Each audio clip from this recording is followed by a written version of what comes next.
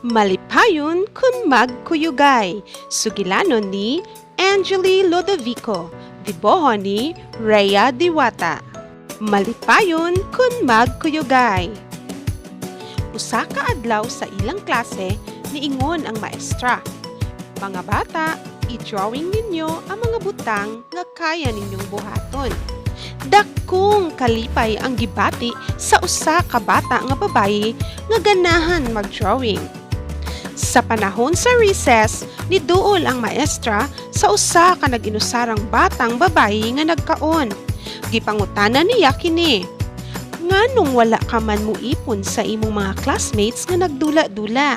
Maulaw man ko, teacher. Basin dili sila ganahan makigdula na ako. Pagkahuman sa recess, miingon ang maestra, mga bata, pagpili mo sa inyong gustong makapares. Unya, pag-drawing mo og usa ka butang nga kaya ninyong buhaton.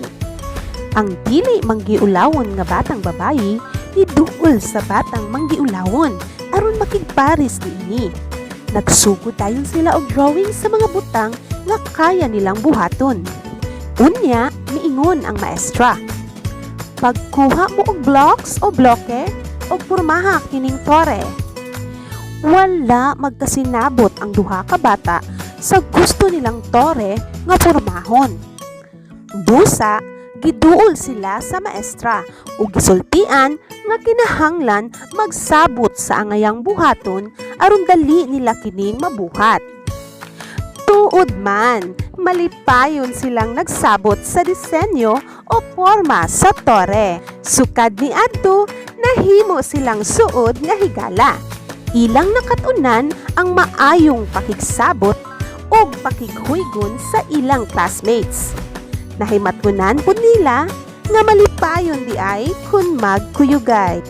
Malipayon kun magkuyugay.